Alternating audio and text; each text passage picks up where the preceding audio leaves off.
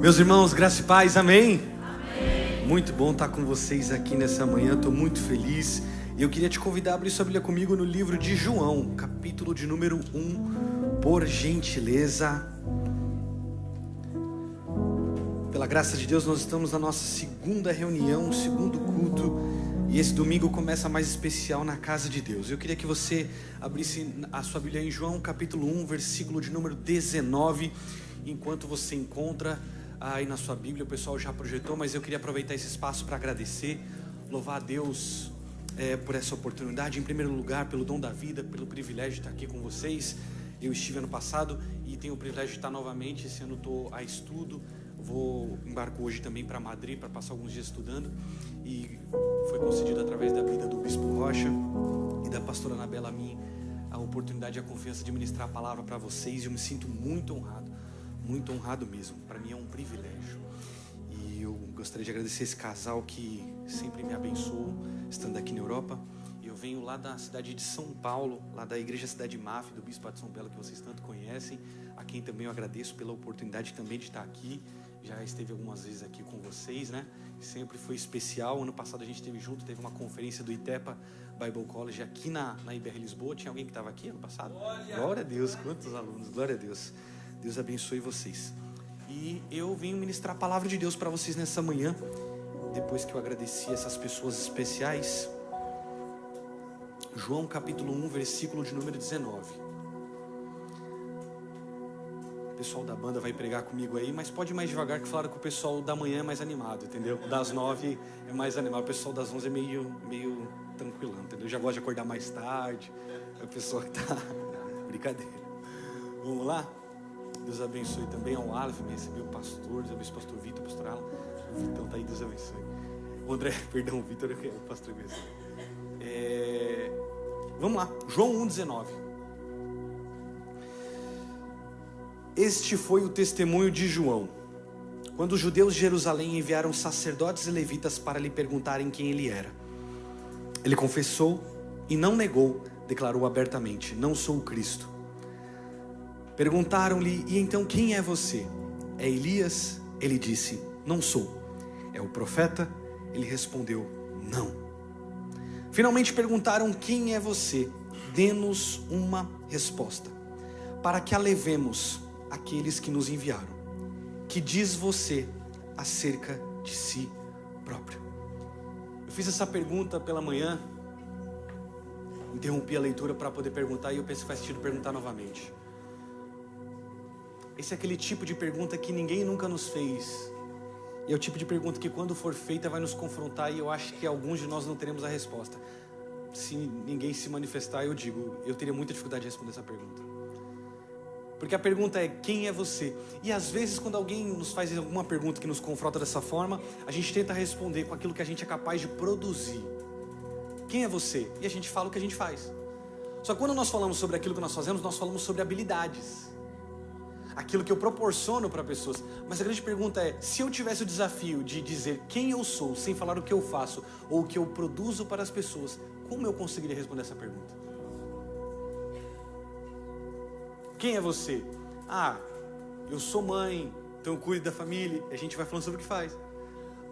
Quem é você? Eu sou filho, cuido da família. A gente vai falando com aquilo que faz. Quem é você? Eu sou profissional tal, tenho aquela habilidade tal. Quem é você, Paulo? Não, eu sou pregador e aí eu prego a palavra. Não. Quem é você? Não o que você faz, não o que você proporciona, não o resultado que você gera nas pessoas. Quem é você? Sabe o que é interessante? Essa pergunta foi feita para João. E eu gosto da resposta dele. Perceba o detalhe da resposta dele. João respondeu com as palavras do profeta Isaías: eu sou a voz do que clama no deserto, façam um caminho reto para o Senhor. Alguns fariseus que tinham sido enviados interrogaram-no: então por que você batiza se não é o Cristo, nem Elias, nem o profeta? E respondeu João: eu batizo com água, mas entre vocês está alguém que vocês não conhecem. Ele é aquele que vem depois de mim, cujas correias das sandálias eu não sou digno de desamarrar. Tudo isso aconteceu em Betânia, do outro lado do Jordão, onde João estava batizando. Eu vou fazer as mesmas piadas, vou falar as mesmas coisas, vocês têm que dar risada, tocar do mesmo jeito. Os obreiros estavam aí, tá?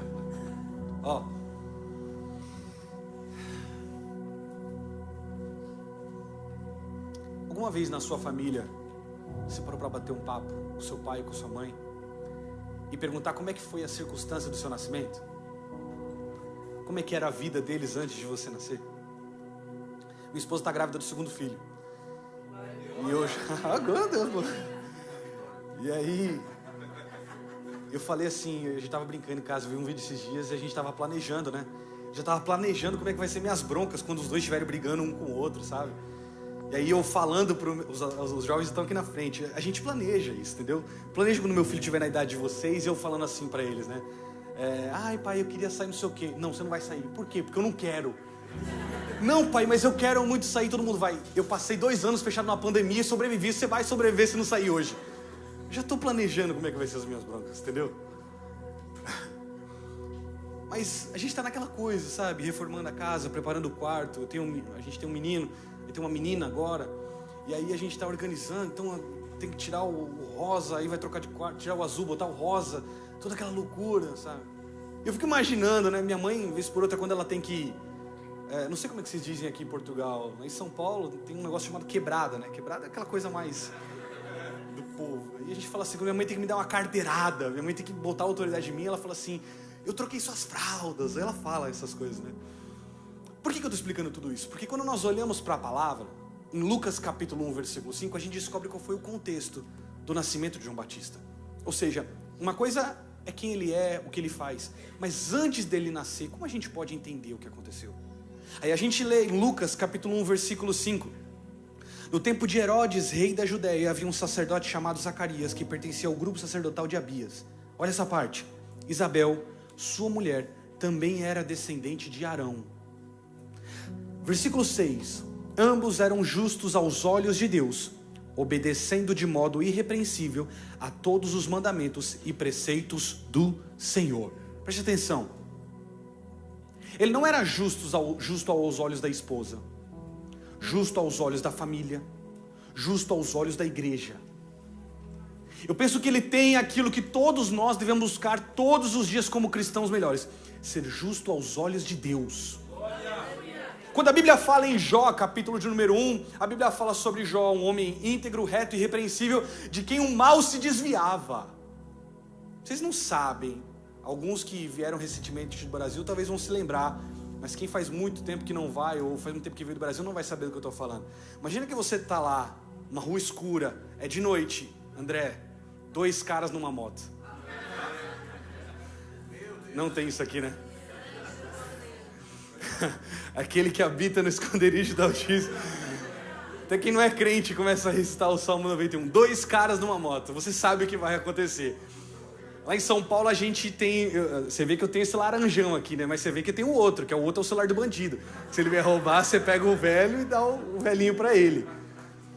Agora, por que eu tô falando sobre isso? Não lembro, mas vou lembrar já. Ah, tá. Jó era um homem íntegro, reto, temia Deus e se desviava do mal. É basicamente como fazer o seguinte: imagina 2 caras numa moto, você vem e vira a rua e fala assim, tomara que eles não venham atrás de mim. É o que Jó fazia quando ele via o pecado, ou quando ele via o mal. A ideia do texto é do mesmo jeito que eu desvio de 2 caras numa moto quando eu preciso fugir com medo de não ser roubado, é o que Jó fazia quando ele via uma chance de ferir a santidade de Deus pecando. Aí sabe o que é interessante? É que esse é o versículo 3, ali o começo de Jó 1. Só que aí a palavra de Deus continua e diz que depois de um homem íntegro, reto, temia Deus, se desviava do mal, a Bíblia vem assim, ó. Então ele tinha muitos camelos, muitas jumentas, muitas posses, muitos criados, muitas casas e muito tudo. É como se a Bíblia dissesse que ele era o homem mais rico do Oriente. Na verdade a Bíblia de fato diz isso. Se a gente fosse olhar para os dias de hoje, é como se tivesse a revista Forbes na época de Jó, e na capa estava ele como o homem mais rico do Oriente. Agora olha para mim. Alguém aqui tem tempo de sobra? Alguém aqui está com tempo sobrando? Se tiver, a gente aproveitar, fazer um mutirão aqui na igreja. O que estiver precisando, pastor, se alguém levantar a mão, a gente já pega aqui. Está todo mundo correndo. Está todo mundo numa correria. Está todo mundo sem tempo para nada. Agora sabe o que eu acho mais interessante? Vocês não vão acreditar nisso aqui. Isso aqui vai deixar vocês constrangidos, mas eu vou constranger vocês porque a Bíblia me constrangeu, então eu preciso passar adiante, não vou segurar para mim. Querem ouvir sim ou não? Sim. Quem aqui tem a vida corrida? Levanta a mão. Tá todo mundo corrido. Tá quase falando assim, pastor, acaba logo que eu quero tirar uma soneca à tarde que amanhã eu vou trabalhar. Só que olha para mim, presta atenção. Esse homem era o homem mais rico do Oriente. E mesmo sendo o homem mais rico do Oriente, talvez o homem com mais reuniões do Oriente, talvez o homem com mais funcionários do Oriente, talvez o homem com a maior empresa do Oriente, talvez o homem que mais pagava imposto no Oriente, talvez o homem com mais problemas para resolver no Oriente, talvez o homem com mais empresas no Oriente. A Bíblia diz que ele orava pelos pecados que os filhos nem tinham cometido. Aí chega a nós. Ô Deus, amanhã eu leio. Foi muito corrido hoje. Amanhã eu oro o dobrado, o de hoje e o de amanhã, porque hoje não deu tempo. Aí eu estou falando para você do homem mais rico do Oriente, que achava tanto tempo, porque era prioridade, tanto tempo para falar com Deus, que ele orava por aqueles pecados que os filhos tinham cometido e os que não tinham. Aí eu vou falar de mim, tá? Se fizer sentido, você dá glória a Deus. A gente não está orando nem por aquilo que a gente fez, imagina por que não fez. Aí sabe o que eu acho interessante? Ele era um homem íntegro, reto, teme a Deus, se desvia do mal. E depois a Bíblia fala do quão rico ele era. Para Deus, o que você tem nunca vem antes de quem você é. A gente talvez se impressiona. Então, se a gente fosse conhecer Jó e eu fosse apresentar para vocês, eu virasse e falasse assim, ó, trata ele bem, que ele é rico. Só que a Bíblia diz que antes de chegar a informação que ele é rico, chega a informação que ele é homem íntegro, reto, teme a Deus e foge do mal. Para Deus o que você é vem antes do que você tem. E por que eu estou falando sobre tudo isso? Porque olha Lucas capítulo 1 versículo 6. Ambos eram justos aos olhos de Deus, obedecendo de modo irrepreensível. Preste atenção, eles não pareciam justos, eles eram justos. Aí a Bíblia deixa claro, olha para mim, se a gente parar na leitura do versículo 6, fica uma coisa linda, não fica? Sim ou não, gente? Maravilhoso. Porque na nossa cabeça, alguém que é justo, irrepreensível, alguém que vive de acordo com a palavra de Deus, não passa problema. Então assim, não sei se vocês já passaram isso no Brasil, eu já passei umas provas, gente. Na nossa cabeça não combina ver um homem e uma mulher de Deus, não é o tipo de coisa que acontece com ele. Por quê? Porque ele é justo, ele não tem problema. Aqueles que são justos, aqueles que estão de acordo com a vontade de Deus, não passa problema. Então não faz sentido, se eu ver um homem empurrando o carro porque acabou o combustível, é porque ele não é justo. Não, então o filho do homem e da mulher que é justo não precisa ir no hospital, porque não fica gripado, tá blindado ali, não acontece nada. Só que olha o versículo 7, eles não tinham filhos, porque Isabel era estéril. Não combina, não tem como explicar. Eles fazem tudo certo, eles não ferem a lei de Deus, eles não pecam, eles são justos, se preocupam não só em parecer certos, em ser certos, mas mesmo assim tem um quadro que não muda, eles são idosos e não têm filhos. E ambos eram de idade avançada. Aí agora, para escandalizar tudo e a gente encerrar e ir para casa, olha o que diz o versículo 8. Certa vez, estando de serviço o seu grupo, Zacarias estava servindo como sacerdote diante de Deus. Então peraí, eles são justos, eles fazem tudo corretamente, eles seguem a lei, não têm filhos, o tempo está passando. Sabe o que eu falei de manhã? Vocês estão aí, digam amém. Eu falei de manhã que imagina que Isabel e Zacarias fossem um casal dos dias de hoje. Você imagina quantas vezes essa mulher foi na farmácia, fez esse homem na farmácia comprar um teste de gravidez para gravar um vídeo que ia ser o vídeo da revelação que ela estava grávida.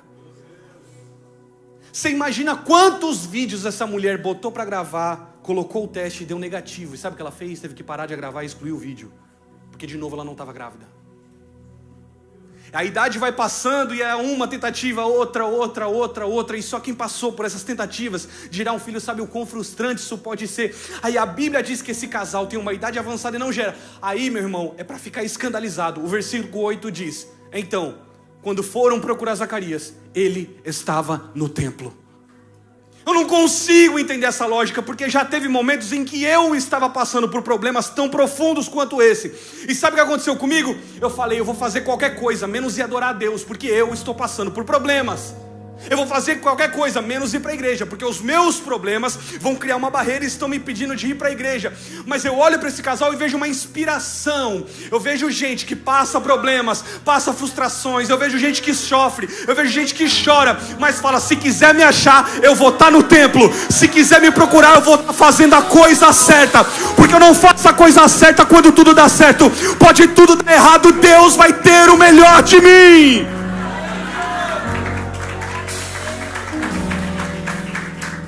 A palavra justo vem de uma expressão grega que significa dikaios. E eu vi que elas estão anotando, eu vou falar por causa delas, porque a Bíblia delas aqui vai ter grego agora. Dikaios, D-I-K-A-I-O-S. Sabe o que significa isso? Aquele cujo modo de pensar, sentir e agir é conforme a vontade de Deus. Aí sabe qual é o problema? A nossa justiça, o nosso modo de agir é conectado com resultados. Se esse casal tivesse com aquela bagunça dentro de casa, aquelas crianças correndo pela casa inteira, um puxando o cabelo do outro, aí falar assim, ó, vai tomar banho, todo mundo se arrumar. Por quê? Hoje a gente vai para a igreja. Glória a Deus. Alegrei-me quando me disseram, vamos à casa do Senhor. Só que você consegue, ai meu Deus do céu. Você consegue imaginar, e eu não sei se alguém já passou por isso, esses dois voltando de um hospital, depois de um aborto, depois de um teste negativo, antes de um culto, colocar lá o teste e sair negativo e falar assim, vamos para o culto, porque Deus merece a nossa adoração, mesmo no nosso pior dia. Agora a grande questão é, será que Deus tem a nossa justiça, ou será que enquanto Ele não nos dá resultados e as coisas vão bem, Ele terá a nossa justiça? Eles são capazes de ser justos, mesmo no auge da dor e do sofrimento. Estéreis, inférteis, idosos, sem filhos, frustrados, mas não encontram uma desculpa para pecar. A pergunta que eu fiz para mim de manhã, nem estou fazendo para você. A pergunta que eu fiz para mim é, por que eu arrumo desculpa para pecar? Só porque as coisas não saem como eu gostaria. Aí a palavra de Deus diz que esses dois estão amando ao Senhor. Por quê? Por causa daquilo que Ele vai fazer? Por causa daquilo que Deus vai dar? Não. Por que eles estão amando? Por causa daquilo que Ele já fez. A minha pergunta para a IBR Lisboa nessa manhã, por que você está aqui nessa manhã? Por que você preenche uma dessas cadeiras? Para você que está assistindo através da transmissão, por que você está conectado no YouTube do outro lado dessa tela?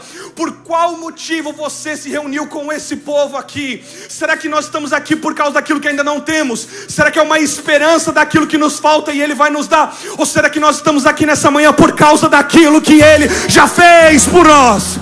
Eu não amo o Senhor porque Ele me fez promessas. Eu não amo o Senhor porque Ele pode cumprir essas promessas. Eu não amo o Senhor por uma expectativa daquilo que ainda não tenho.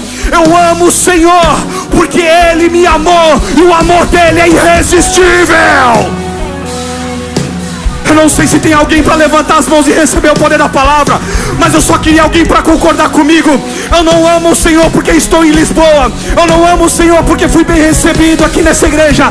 Eu não amo o Senhor porque Ele está cumprindo uma promessa na minha vida. Eu amo o Senhor porque quando olho para a cruz eu penso, era para eu estar lá, mas Ele assumiu o meu lugar. Será que tem alguém recebendo o poder de Deus aqui? Será que tem alguém que encontra o favor de Deus nessa manhã?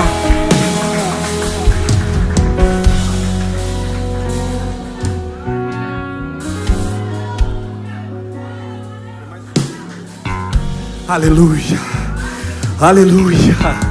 Deus está à procura de gente que se satisfaz. Deus está à procura de gente que olha para Cristo e fala, eu não tenho falta de nada, não me falta mais nada.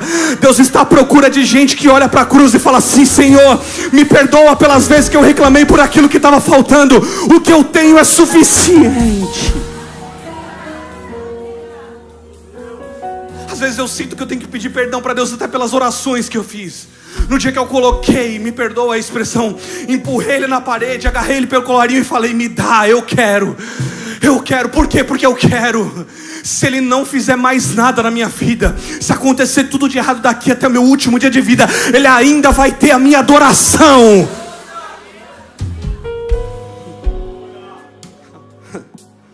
Aí a palavra de Deus diz que esse homem frustrado, talvez em lágrimas, está servindo.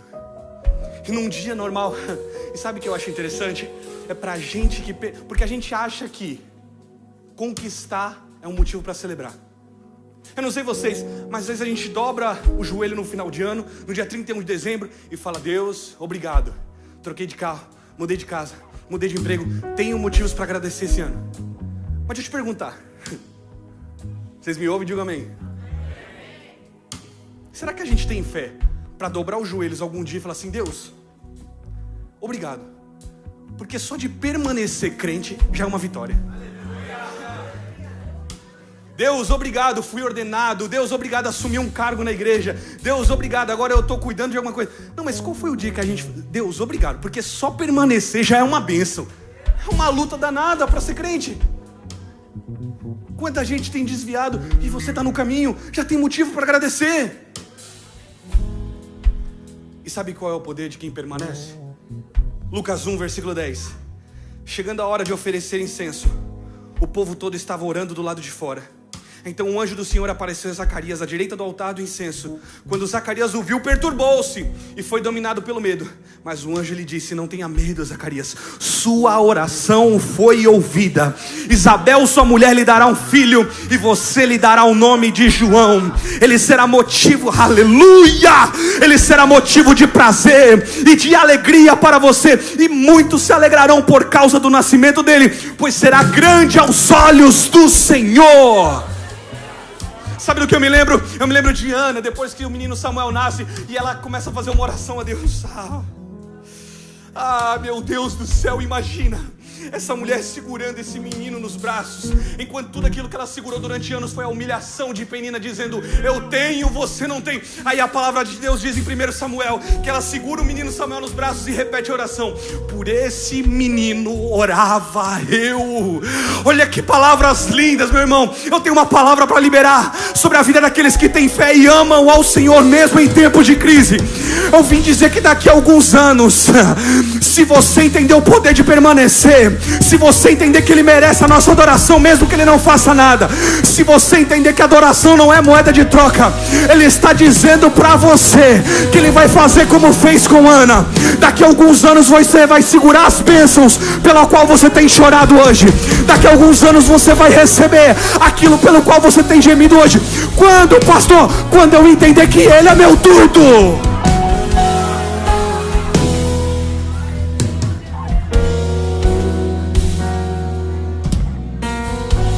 Você quer para amanhã, de fato não pode combinar com aquilo que você vive hoje. Mas você não pode parar de orar só porque não combina. Aí olha o que diz Lucas 1,18. Zacarias perguntou ao anjo: como posso ter certeza disso? Aí é maravilhoso. Sou velho. Pastor, vai me falando o tempo aí. Sou velho e minha mulher é de idade avançada. O anjo respondeu: sou Gabriel, o que está na presença de Deus sempre. Fui enviado para lhe transmitir essas boas novas. Agora no versículo 20. Agora você ficará mudo, não poderá falar até o dia em que isso acontecer, porque não acreditou em minhas palavras, que se cumprirão em tempo oportuno. A parte mais difícil ele fez, ele permaneceu orando. A parte fácil, ele duvidou na hora que a oração foi respondida. Zacarias, parece o Paulo. A parte difícil ele fez. Ele continuou sendo crente, servindo ao Senhor, foi fiel no meio da dificuldade. Aí na hora que chegou debaixo da trave para fazer o gol, ele duvidou. Aí sabe o que Deus fez? Você não vai falar. Vou te dizer uma coisa. Talvez alguns de nós, Deus não precisasse nos tornar mudos para evitar que algumas bênçãos se perdessem. Se Deus mandasse um anjo e nós fôssemos Zacarias, alguns de nós Deus não deixaria mudo. Alguns de nós Deus hackearia o Instagram. Deus ia derrubar a conta do Instagram. Por quê? Porque Ele fala demais. E bênção que está acontecendo não é para ser compartilhada ainda. Eu vou derrubar o Instagram dele para ele não falar demais antes do tempo, já que ele está com tanta dificuldade de acreditar. Me escute. A palavra de Deus diz que Deus deixou Zacarias mudo, porque se ele falasse demais era capaz dele perder aquilo que Deus estava fazendo. Deixa eu te dizer uma coisa. Tem hora que Deus te chama para deixar de falar, e no momento certo a bênção vai falar por você. Só que tem filho pequeno sabe do que eu estou falando. Como é que esconde uma criança chorando? Lembra de Moisés? Como é que fala? Por favor, não faz silêncio, eu vou passar vergonha aqui. Como é que faz? Aí parece que ele grita mais alto ainda. Meu irmão, olhe para cá. Não deixe de orar só porque o teu pedido, tua oração, teu milagre não combina com a condição que você tem hoje. Esses dois estão velhos, esses dois estão frustrados, permanecem orando e permanecem servindo ao Senhor. Me escute, eu tenho uma palavra para liberar sobre a vida de alguém aqui. Permaneça em oração. Pastor, por que eu tenho que permanecer em oração? Porque a mãe de Isaac era estéril, porque a mãe de Jacó era estéril, porque a mãe de José era estéril, a mãe de Samuel era estéril, a mãe de João Batista era idosa e era estéril. Pastor, e a mãe de Jesus? Ela não era estéril, mas era virgem. Me escute, quanto mais impossível for, mais especial vai ser a promessa que Deus vai cumprir na sua vida. Eu estou pregando pra gente, pra crente que é corajoso e é ousado. Não tem medo do impossível, porque a oração faz o impossível acontecer.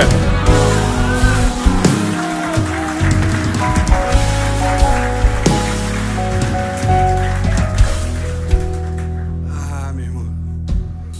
Lucas 1:80, olha o que a palavra diz. Agora esse menino nasce, o pai já não está mais mudo, está resolvido, se chama João. O menino crescia e se fortalecia no espírito. Viveu no deserto até aparecer publicamente em Israel. Olhe para cá. O que esse texto está dizendo basicamente é que esse menino tinha um propósito. O propósito dele não vai acontecer em Jerusalém, vai acontecer no deserto. Ele é criado dentro de uma tribo que é chamada dos essênios. Daqui a pouco eu vou explicar um pouquinho sobre isso. Agora olha comigo, nós vamos transitar entre João, entre Marcos, entre Lucas. Abra comigo Lucas 3, versículo 2. Lucas 3, versículo 2. Anás e Caifás exerciam o sumo sacerdócio. Foi nesse ano que veio a palavra do Senhor a João, filho de Zacarias, no deserto. Olhe para cá. A religião judaica naquela época estava concentrada em Jerusalém, no templo. Mas há um contexto que nós precisamos entender. Há 400 anos Deus não falava. Desde o último profeta do Antigo Testamento até esse momento aqui em Lucas 3:2 são 400 anos do chamado teologicamente de silêncio profético. 400 anos e Deus não se manifesta. Um dos motivos está escrito aqui, porque a gente às vezes lê a Bíblia apressadamente e não percebe. Mas olha o detalhe quando a Bíblia fala sobre Anás e Caifás, ou seja, isso aqui está errado. Não existia essa possibilidade de 2 sumos sacerdotes, Deus só tinha colocado um. E o que aconteceu? Anás foi sumo sacerdote de 6 a 15 depois de Cristo. Caifás era genro dele. Abra comigo aí João 18:13. Projeta para mim, por favor, para que a gente possa ver na Bíblia. Tem que ver na Bíblia. João 18:13. O conduziram primeiramente a Anás, pois era sogro de Caifás, sumo sacerdote naquele ano. Os judeus tinham uma prática em que eles nomeavam um sumo sacerdote de forma vitalícia. Só que naquela época eles estavam sob o domínio romano. E o que aconteceu? Os romanos não queriam que uma autoridade ficasse sobre a mesma pessoa por muito tempo. Então um homem chamado Valério, que foi antecessor de Pilatos, tomou uma decisão. Ele tirou Anás para que Caifás passasse a agir no lugar dele. Só que a escolha da transição foi por nepotismo. Eu vou colocar meu genro no meu lugar, porque aí eu consigo manter o poder centralizado. Então eu vou tomando decisões através dele. Então quando a Bíblia diz 2 sumos sacerdotes, o que essa Bíblia está dizendo? O que a palavra está dizendo? A palavra está falando sobre um tempo em que as pessoas tomavam decisões sem consultar a Deus ou sem respeitar a palavra de Deus. 2 sumos sacerdotes, quando Deus disse que era para ter somente um. Isso mostra o quanto aquele povo estava distante de Deus. Aí entra o segredo do texto que nós lemos agora, que eu pedi para você ler, de Lucas 3:2. Que nesse ano, nessa distância, nesse tempo em que as pessoas estavam longe da palavra e longe de Deus, a Bíblia diz que a palavra foi encontrar João no deserto. Porque se lá em Jerusalém, onde tudo tem toda a estrutura para acontecer, não estão valorizando Deus, a palavra sabe o endereço de onde está quem valoriza. Se João valoriza, é no deserto onde Deus vai buscar ele. Como? Lança uma palavra. Aí agora a gente chega em Lucas 3:15. Agora João já cresceu. Lucas capítulo 3, versículo 15. E eu quero destacar esse texto com você. Aqui eu crio o contexto para chegar no centro do sermão e a gente já encerrar. Toda vez que eu falo isso tem mais uns 20 minutos. O povo estava em grande expectativa, questionando em seus corações se acaso João não seria o Cristo. João respondeu a todos: eu os batizo com água, mas virá alguém mais poderoso do que eu. Tanto que não sou indigno de me curvar e desamarrar as sandálias dos seus pés. Ele os batizará com o Espírito Santo e com fogo. Traz a pá em sua mão a fim de limpar a sua ira e juntar o trigo em seu celeiro. Mas queimará a palha com fogo que nunca se apaga. E com muitas outras palavras João exortava o povo. Ele pregava as boas novas. Olhe para cá. No deserto esse menino cresceu. E tudo isso era Deus forjando ele para que ele pudesse batizar as pessoas no deserto. Ele precisava conhecer aquele ambiente. Mas tinha um problema. Os judeus sabiam que eles eram a nação escolhida por Deus desde Abraão. Eles eram filhos de Abraão. E eles começaram a ficar confortáveis. Por quê? Já que eu sou filho de Abraão, eu posso ter uma vida horrível que eu vou ser salvo. Por quê? Porque eu sou judeu. Então não tem problema eu me preocupar em cumprir a lei, porque eu já vou ser salvo. Então quando João Batista está falando de que tem alguém que vai vir corrigir algumas coisas, é porque Deus estava usando, tanto João iria usar o propósito do Filho de Deus para ensinar que Deus não vai julgar segundo linhagem, Ele vai julgar segundo a vida, é a retidão. Não tem nada a ver com os dias de hoje, né? Que alguns se contentam em ser filho de crente e pensam que vai ser salvo, só porque a mãe ora, porque o pai ora. Eu juro que vai parar esse negócio de abre, tá? Bíblia demais também não. Abre comigo aí João capítulo 1, versículo 19. Esse foi o testemunho de João. Quando os judeus de Jerusalém enviaram os sacerdotes e levitas para lhe perguntarem quem ele era. Olha para mim. Vocês estão aí? Digam amém. Vocês cansaram? Susto, que medo. Ó. Está acontecendo um movimento no deserto. Sabe qual é o nome do movimento? Vocês têm que ir, tá? Eu já falei de manhã, mas tem que ir, do mesmo jeito. Eles já sabem. Sabe qual é o nome do movimento? Deserto Church. Ninguém riu, tá ótimo. O que é isso?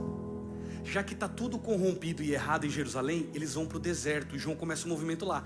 Mas começou a acontecer alguma coisa. Ele está pregando, aí um chama um, outro chama outro, outro chama outro, e está que nem aqui, ó, lotado. O deserto está lotado. O lugar confortável que era Jerusalém, tinha um templo, uma estrutura, está vazio. Mas agora o deserto está lotado e as pessoas estão indo para o deserto para ouvir João Batista pregar. Só que agora chega uma comissão, repita comigo, comissão. Essa comissão é de sacerdotes e levitas que fizeram um caminho que o povo estava fazendo para chegar em João Batista e fazer uma pergunta. Cara, tá dando tudo certo na sua vida. Seus pais eram conhecidos porque tudo dava sempre errado para eles. Tudo dava errado para os seus pais. Você nasceu, você cresceu e agora tudo está dando certo para você. Deixa a gente fazer uma pergunta, porque a gente está desconfiado de uma coisa. O quê? Você é o Cristo? Porque você tem resultados de Cristo. Porque o deserto que era vazio antes, agora está lotado de gente que quer te ouvir pregar. Isso parece coisa de Cristo. Você é o Messias que está por vir? Olha lá, João capítulo 1, versículo 20. Ele confessou e não negou. Declarou abertamente. Presta atenção. Ele não deixou espaço para dúvida. Eu não sou o Cristo. Versículo 21. Perguntaram-lhe: e então quem é você? É Elias? Disse: não sou. É o profeta? Ele respondeu: não. Finalmente perguntaram: quem é você? Nos dá uma resposta para que a levemos àqueles que nos enviaram. Que diz você acerca de si próprio? É que a gente às vezes pensa que só pelo fato de estar segurando esse microfone e estar do lado de cá, quem está aqui é um super santo, sabe? Deixa eu te dizer uma coisa. Talvez o diabo sopraria no meu ouvido, no meu coração, no momento se eu estivesse no lugar de João, e sopraria para falar assim: se alguém me perguntasse, você é o Cristo? Você é o meu Salvador? Você é a minha esperança de salvação? Aí em alguns segundos, na hora de responder essa pergunta, eu ficaria pensando: se eu falar que não sou, semana que vem vai esvaziar. O que eu respondo agora? O deserto está lotado, a gente está vivendo uma coisa incrível. Eu preciso falar alguma coisa que possa fazer esse povo permanecer vinculado a mim, porque senão semana que vem vai ser só a cadeira vazia aqui no deserto. Pensa rápido, Paulo, pensa rápido, Paulo. Tá, você é o Cristo? Não sei, continua vindo, você vai descobrir. Você é o Cristo? O tempo vai mostrar. Mas fica aqui comigo, não vai embora não. Em breve você vai descobrir. Sabe o que eu acho estranho? Mas sabe o que eu acho coisa de crente? Olha o que João Batista disse: o que diz você acerca de si próprio? João respondeu com as palavras do profeta Isaías: eu não sou o que clama, eu sou a voz do que clama no deserto. Façam um caminho reto para o Senhor. Alguns fariseus que tinham sido enviados interrogaram: então por que você batiza se não é o Cristo nem Elias nem o profeta? Respondeu João: porque eu estou batizando com água, mas entre vocês está alguém que vocês não conhecem, que é aquele que vem depois de mim, cujas correias das sandálias eu não sou digno de desamarrar. Calma, pastor, mas como João Batista era tão crente ao ponto de não deixar confundir? Porque, sabe, essa pessoa que está nesse lugar de autoridade, agora está pregando no deserto, o deserto está cheio, vamos colocar nele a nossa esperança. Não, eu não sou nem digno de desamarrar as sandálias dele. Eu já estou deixando bem claro para ninguém confundir: eu não sou o Cristo e eu não tenho condições de tocar nas sandálias dos pés dele. É para ninguém confundir. Se quiser continuar vindo semana que vem, vem, mas vem sabendo que eu não sou o Cristo. Eu só aponto para ele. Tem algum ponto de referência aqui perto? Não tem nenhum. Não, mas fala um McDonald's. Alameda é o quê, gente? Uma praça? Alameda é uma praça. Eu quero chegar na IBR. O que você faz? Qual é o ponto de referência? Vai lá na bendita da Alameda. A pergunta é: aonde é a Alameda? Aqui embaixo? Pra cá? A pergunta que eu faço é: se eu chegar lá na Alameda, eu cheguei na IBR? Ah, tá. Mas ele falou que era lá o ponto de referência a Alameda, não é? Só que se eu quiser chegar na IBR, eu não posso parar na Alameda. Eu vou até a Alameda e quando eu chegar na Alameda eu procuro a IBR. Alguém entendeu? João Batista está deixando claro: eu não sou o ponto de chegada, eu só sou a referência. Se você... alguém entendeu lá no fundo? Se você quer conhecer quem é Ele, vem aqui. Mas eu não sou, não projeta sobre mim. Eu sei que às vezes eu canto meio afinado, pode ser que você gosta do meu estilo, mas não esquece, eu só tô apontando. Ele tá vindo aí. E se você gosta de mim, eu sou 0,000000001% de quem Ele é. Se você quer conhecer a Ele, eu te apresento. Mas a glória é pra Ele, o louvor é dele, esse culto é pra Ele, a IBR é dele.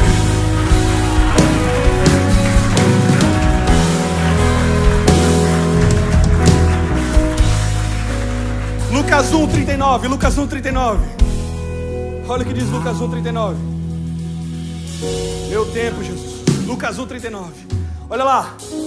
Naqueles dias, Maria preparou-se e foi depressa para uma cidade da região montanhosa da Judeia, onde encontrou na casa de Zacarias e saudou Isabel. Quem está aqui, o encontro, chá da tarde. Maria e Isabel, uma grávida de Jesus e a outra grávida de João Batista. Aí nesse chá da tarde, quando Isabel ouviu a saudação de Maria, o bebê agitou-se em seu ventre. E Isabel ficou cheia do Espírito Santo. Isabel estava grávida de João Batista, e aí Maria chegou perto com Jesus no ventre. Só que o que está no ventre de Maria é tão poderoso que na hora que chega perto de Isabel, o menino se estremece e Isabel é cheia do Espírito. Em alta voz exclamou: bendita é você entre as mulheres, bendito é o filho que você dará à luz. Mas por que sou tão agraciada a ponto de me visitar a mãe do meu Senhor? Logo que a saudação chegou aos seus ouvidos, o bebê que está em meu ventre agitou-se de alegria. Ou seja, quando João Batista era só um bebê no ventre da sua mãe Isabel, ele se agitou porque sabia: quem está chegando aí é o Messias. Ou seja, ele tem certeza que Jesus Cristo é o Filho de Deus. Amém?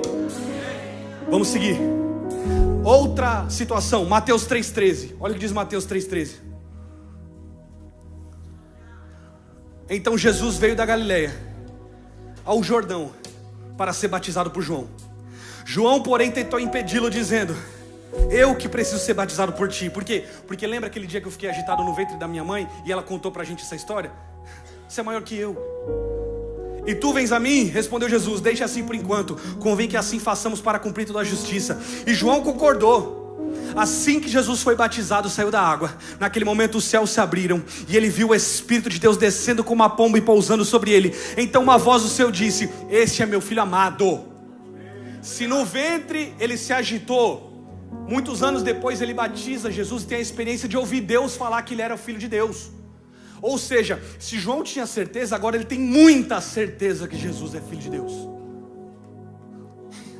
Então como é que ele responde essa pergunta desse jeito? Eu não sou o Cristo, porque desde antes de nascer, ele já sabia que Jesus era o Filho de Deus.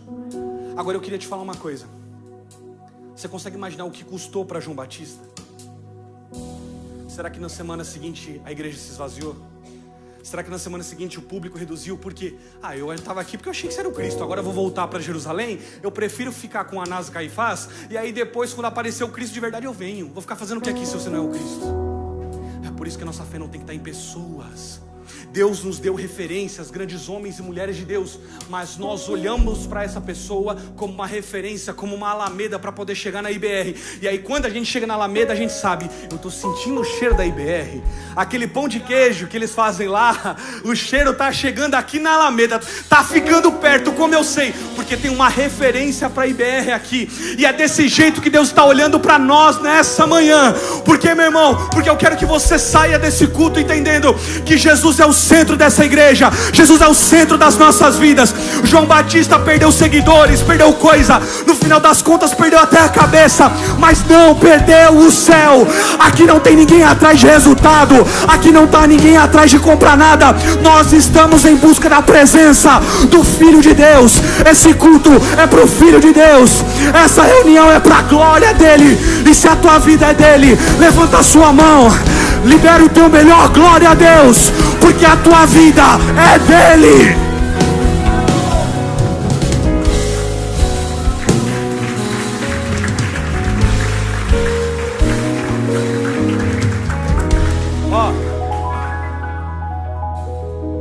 Meu Deus, ficou vermelho o negócio ali já. Abre comigo Marcos 6,14.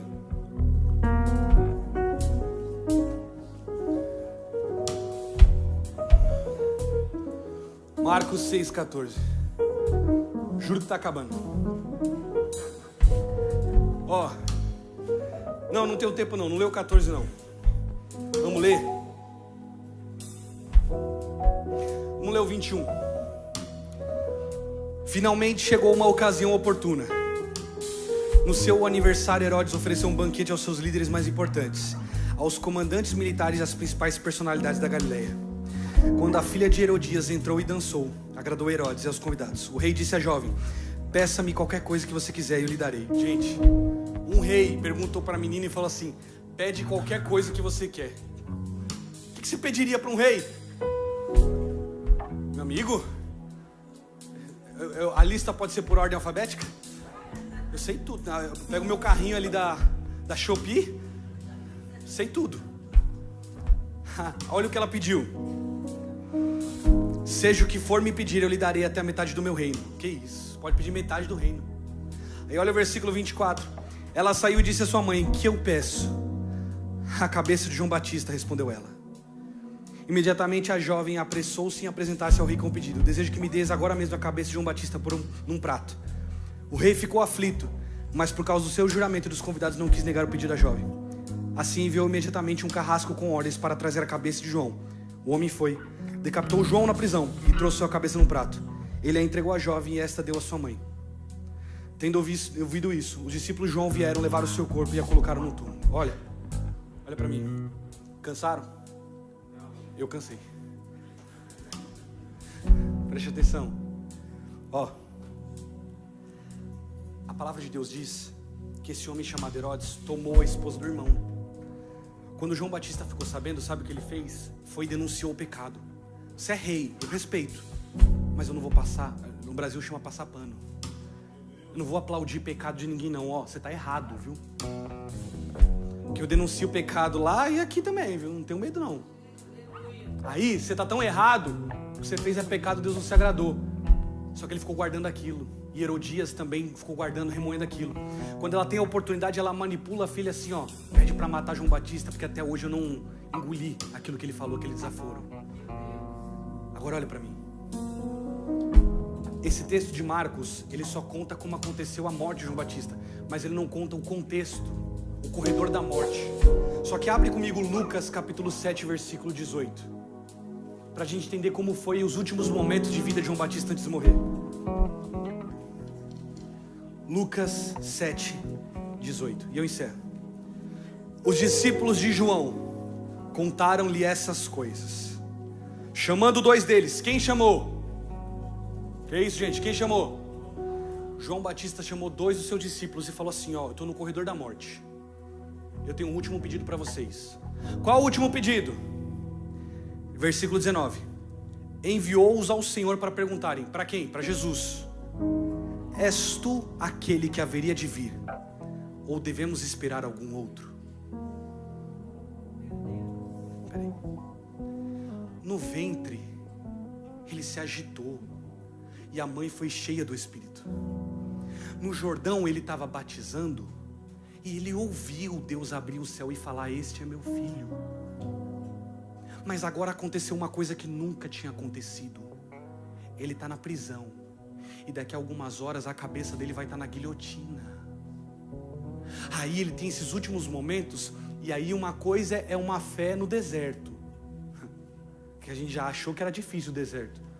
Só que chega um determinado momento que o deserto vira confortável.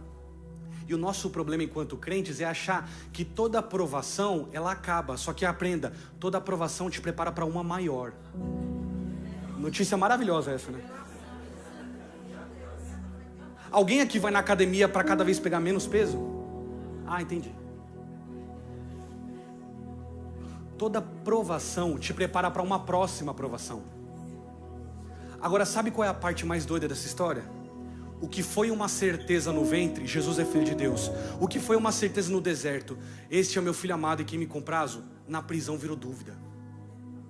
Aí deixa eu te perguntar alguma coisa.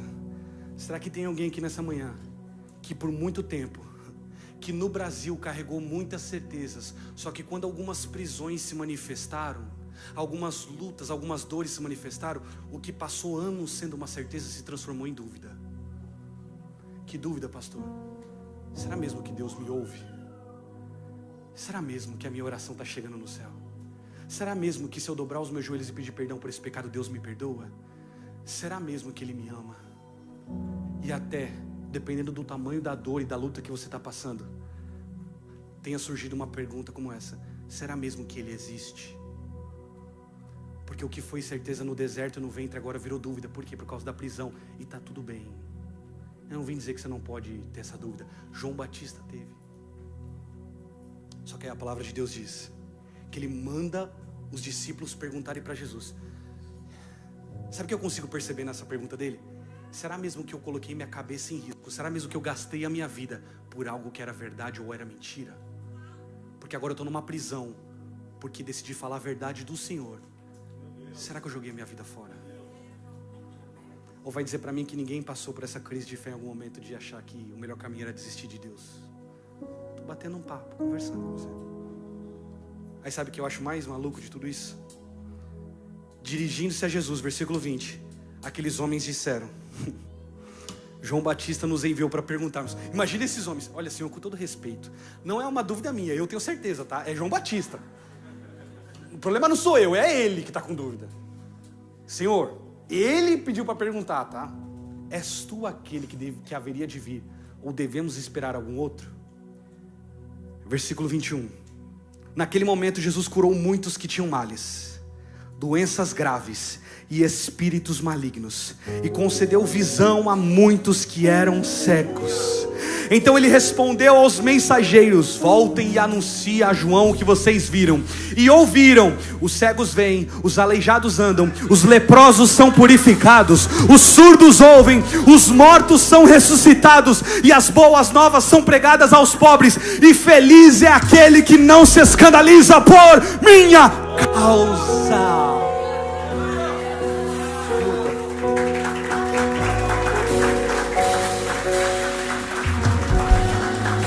Como alguém que um dia teve uma certeza tão forte, agora substitui tudo isso por uma dúvida que é mais forte do que a certeza que um dia foi certeza? Como que alguém troca a certeza pela dúvida?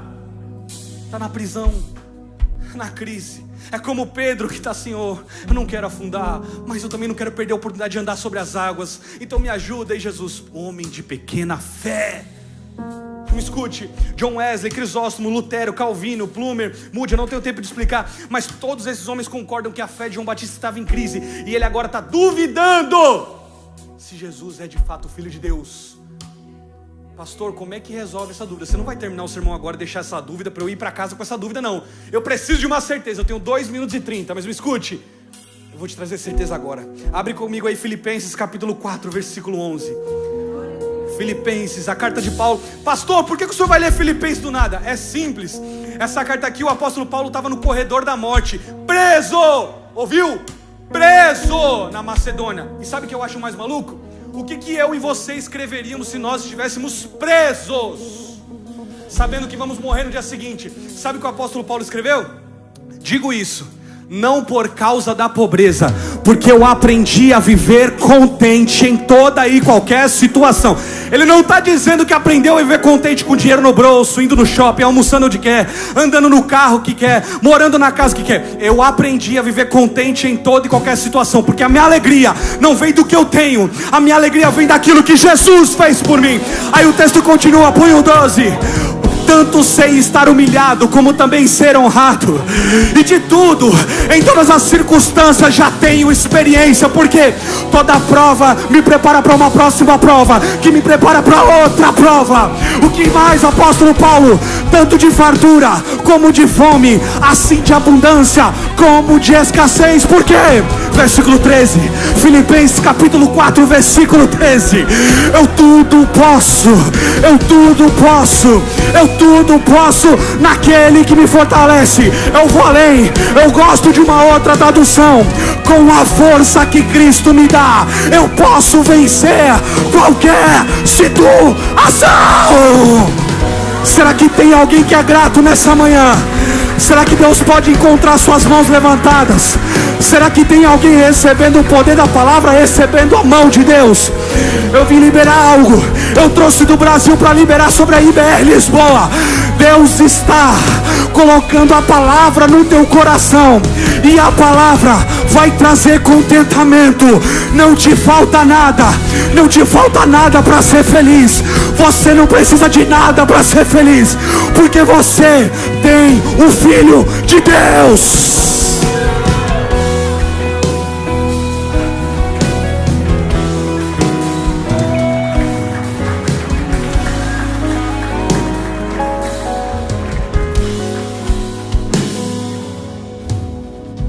Escute, eu não sei como é que é lá na sua família, mas minha mãe não tinha muito costume de elogiar os filhos nas frente dos filhos, sabe? Então às vezes eu estava conversando com a minha tia, aí eu vinha, fazia uma coisa, aí ela esperava eu sair, aí ela falava assim: esse menino me dá orgulho.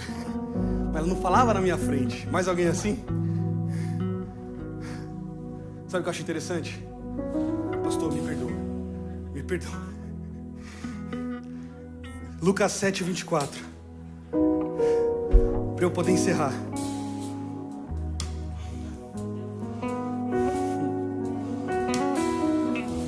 Lucas 7, 24.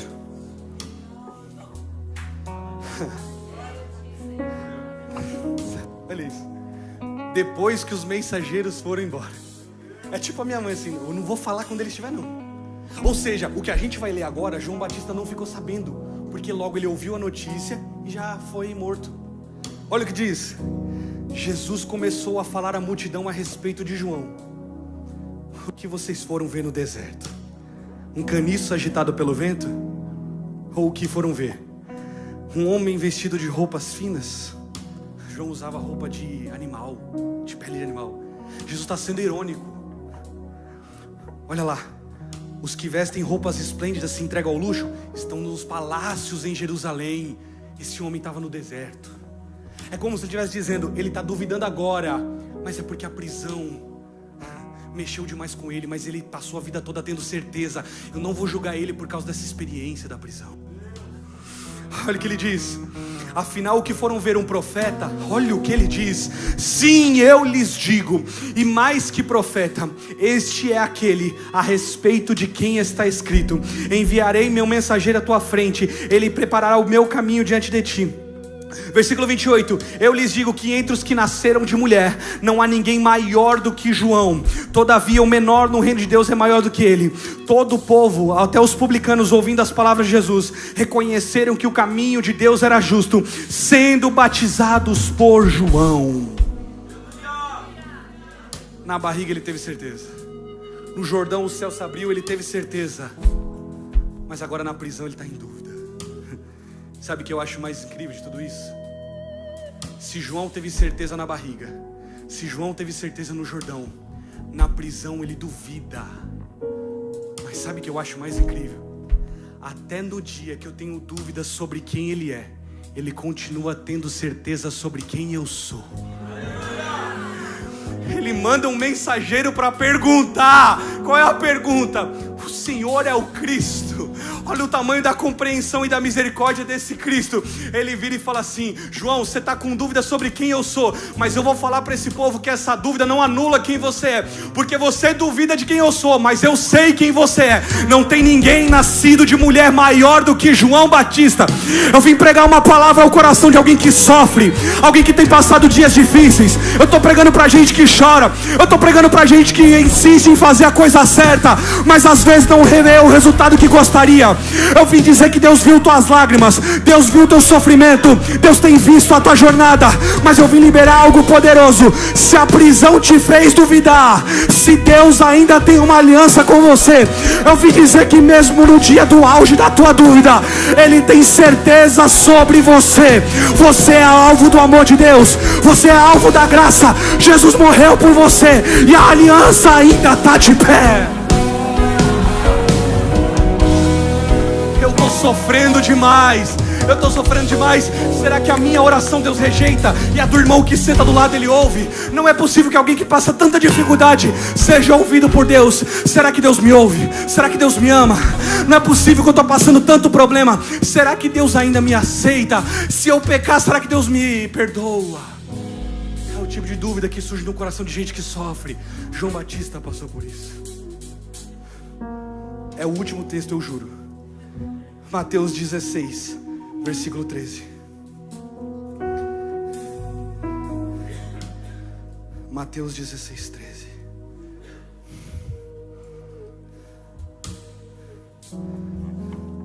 Olha o que diz esse texto.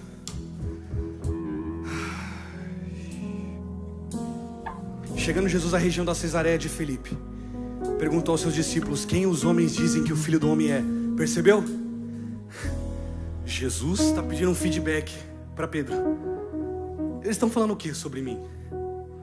Eles responderam: alguns dizem que é João Batista, outros Elias, e ainda outros Jeremias ou um dos profetas. Aí Jesus pergunta no 15: mas e vocês? Quem vocês dizem que eu sou? Perguntou ele: quem vocês dizem que eu sou? Simão Pedro: tu és o Cristo, o Filho do Deus vivo.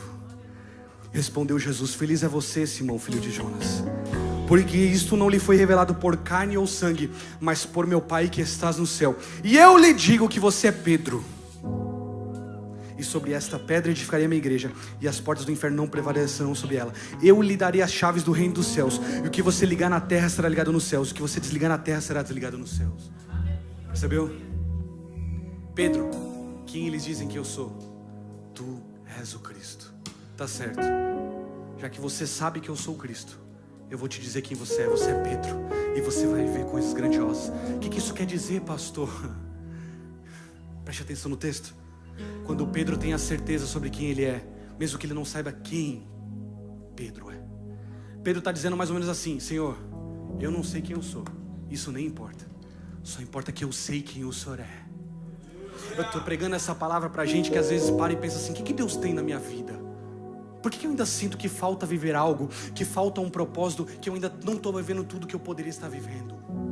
Eu vim dizer que a resposta para essa pergunta não está em descobrir quem você é, está em descobrir quem Deus é. E quando eu sei quem Ele é, Ele me mostra quem eu sou. Pedro, quem eu sou, Pedro? Tu és o Cristo. Falou bem. Já que você respondeu essa pergunta do jeito certo, já que você me conhece e sabe quem eu sou, eu vou te mostrar quem você é. Você é Pedro. Posso pedir para você ficar em pé? Posso, com licença? Só para eu poder orar e encerrar.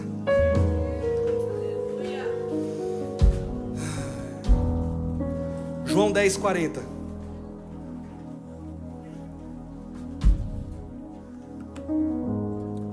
João capítulo 10:40. Esse é o último texto de fato. João 10:40.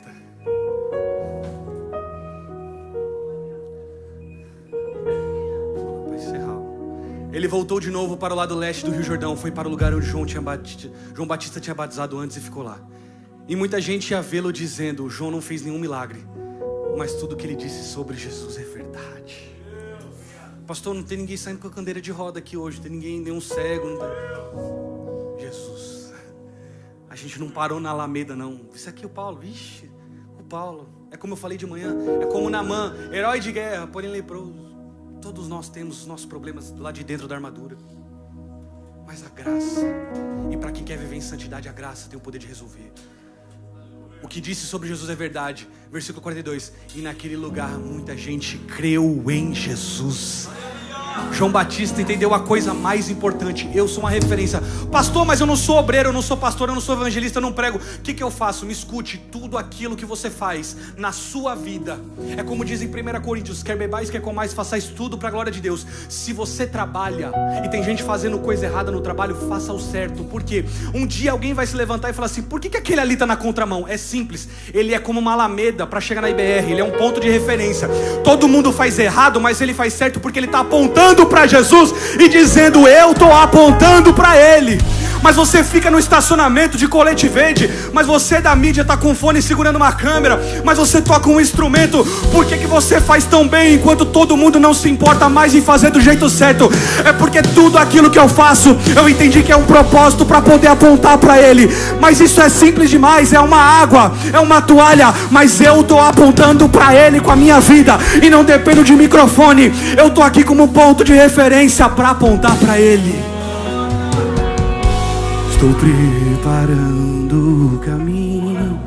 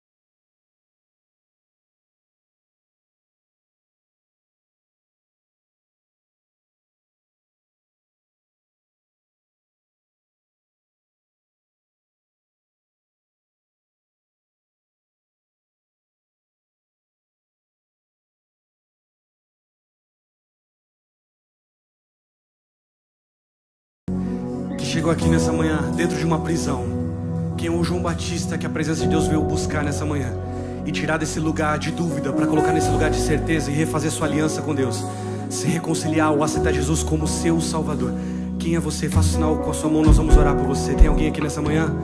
Nós queremos abençoar você, te abraçar e orar por você. Tem alguém nessa manhã que precisa tomar essa decisão? Tem alguém que não pode sair dessa reunião, desse culto, passar por aquela porta sem reconhecer que quer viver uma vida apontando para Jesus? Tem alguém nessa manhã? Eu pergunto pela última vez porque meu tempo já foi. Tem alguém nessa manhã? Amém. Curva a sua cabeça, feche seus olhos, eu vou orar. Senhor, nós te louvamos porque o Senhor é o Deus dessa igreja, porque a tua palavra é o que ministra esse povo. E aqui tem uma igreja em Lisboa que ama tanto a tua palavra e e que não tem condições de deixar esse culto acabar, ou de prestar esse culto sem priorizar a palavra. O Senhor é o Deus dessa igreja, tem voz nessa igreja, a tua palavra governa essa igreja. Nós te louvamos pelo teu poder, pela tua boa e poderosa mão, e obrigado. Senhor, não nos falta nada. Senhor, nós não precisamos de mais nada. Tudo está na cruz, tudo está em Cristo, e Cristo é tudo aquilo que Deus pode nos dar. Obrigado. Obrigado pela salvação, pelas misericórdias. Obrigado porque mesmo, Senhor, em meio a dores, dificuldades, temos mais do que merecemos, e isso é fruto do teu amor. Nós te louvamos pela tua bondade, Senhor. Transforma a dúvida em certeza. O Senhor é o nosso Deus. Se você pode, aplaudir o Senhor com o seu melhor.